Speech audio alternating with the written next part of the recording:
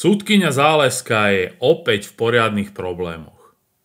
Kosová prelomila mlčanie a odkryla zákulisie šokujúceho návrhu. Sudkyňa špecializovaného trestného súdu Pamela Záleská, známa z viacerých medializovaných káuz, sa dostala do neľahkej pozície.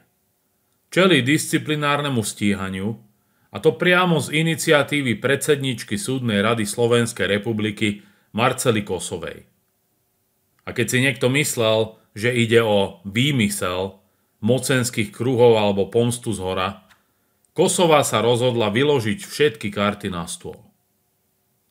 Po týždňoch šepkania, polopravd a mediálnych únikov predstúpila Kosová pred kamery a nastavila zrkadlo klamárom. Podľa nej totiž nešlo o žiadnu šikanu sudkyne, ako to viaceré médiá s obľubou prezentujú. Naopak, o disciplinárnom stíhaní Záleskej uvažoval už aj bývalý šéf špecializovaného trestného súdu Ján Hrubala. No ten sa rozhodol krok nepodniknúť, keďže mu práve končil mandát. Podklady boli pripravené. Hrubala sa však rozhodol nepodať návrh, pretože vo funkcii končil, povedala Kosová a vyrazila tak dých všetkým, ktorí ju obviňovali z osobnej vendety voči sudkyni. Kosová si dala záležať, aby zdôraznila, že v tomto prípade nejde o politickú hru, ale o čisté porušenie zásadnej procesnej povinnosti. Prieťahy v konaní. Ja som v tomto prípade v postavení žalobcu, skonštatovala a zároveň odkázala, že nepôjde cestou bulváru a nezverejní detaily, aby zachovala dôstojnosť konania. Ale jeden dôležitý odkaz tu predsa len bol. Ak sudca pol roka nekoná, alebo sa len tvári, že koná, je to problém. A veľký. Kosová počas svojho vystúpenia vyvrátila aj ďalší z obľúbených naratívov, že za prieťahy môžu aj druhé strany. Vraj obhajoba zámerne zdržiava, hrá sa s lehotami, odkladá podania a účelovo kazí priebeh konania. Nezistila som, že by vo veci robil obštrukcie iný účastník konania, povedala jasne a na rovinu. Jednoducho, prst ukazuje len jedným smerom. Denník SME medzičasom priniesol ďalšiu zaujímavú informáciu. Podnet na disciplinárne stíhanie vraj nepochádza od nikoho iného, než Davida Lindnera, bývalého sudcu, dnes poradcu premiéra Roberta Fica, ktorý je navyše sám obžalovaný v jednej z káuz. A čo má byť dôvodom? Sudkyňa Záleská vraj zle vybavila jeho námietky zaujatosti. Média okamžite vycítili príležitosť a začali vytvárať obraz o politicky motivovanej pomste. Veď predsa Fico, súdy, obžalovaný, sudkyňa, jednoduchá rovnica. Ale Kosová aj na tieto slová reaguje s nadhľadom.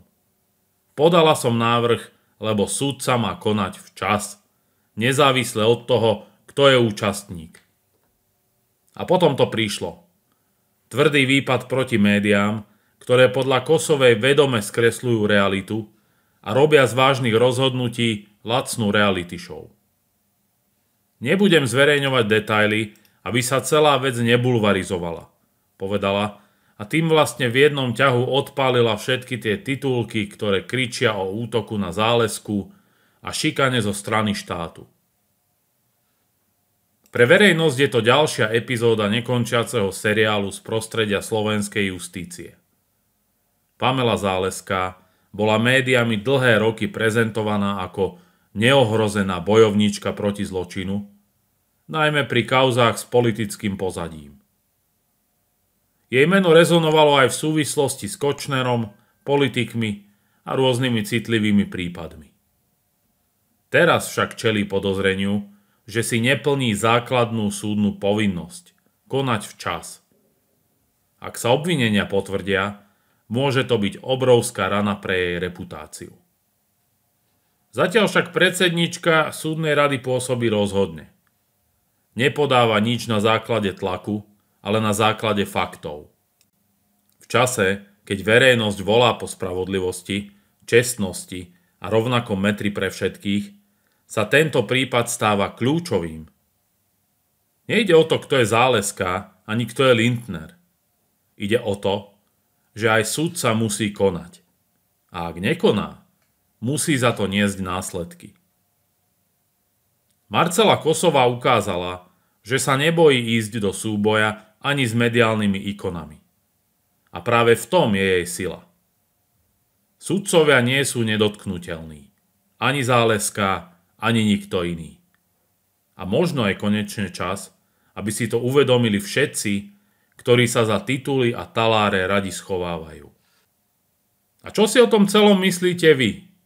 Vyjadrite sa dolu v komentároch pod videom. Fico rozmetal historickú propagandu. Na Slavíne poslal ostrý odkaz všetkým polobláznom. Na Slavíne to počas oslav 80. výročia oslobodenia Bratislavy poriadne vrelo. Premiér Robert Fico sa postavil pred veteránov, politikov i verejnosť a rozpútal poriadnu búrku. Jeho slová boli tvrdé, drsné, ale podľa neho potrebné. Propaganda nehovorí vždy pravdu, odkázal všetkým, ktorí dnes upravujú dejiny podľa aktuálnej ideológie. Chcem úplne oddelovať to, čo bolo v roku 1945 v Bratislave, od roku 2025, vyhlásil premiér pred novinármi.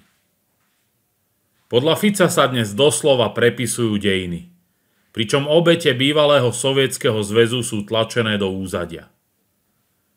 Máme verejné podujatia, kde blázni a poloblázni vykrikujú, že Sovietsky zväz začal druhú svetovú, povedal ostro a nenechal nikoho na pochybách, čo si o týchto hlasoch myslí. Emotívne vystúpenie premiéra vyvrcholilo mrazivým varovaním. Kto zabúda úmyselne, kto ignoruje to, čo sa udialo počas druhej svetovej vojny, to je presne to isté, ako keby opätovne stláčal spúšť, ako keby strieľal z dela, ako keby hádzal bomby. Fico zdôraznil, že najväčšiu daň na životoch zaplatili práve národy bývalého Sovietskeho zväzu. Je tu niekto na svete, kto chce spochybňovať, že najväčšiu obeť niesli národy a štáty bývalého Sovietskeho zväzu? Podľa premiéra je absolútnou hanbou, že sa tieto fakty dnes zľahčujú alebo rovno ignorujú. Pričom niektorí experti tlačia do éteru nové propagandistické verzie histórie. Odoberajte kanál Politika dnes, aby ste nezmeškali ďalšie zaujímavé videá.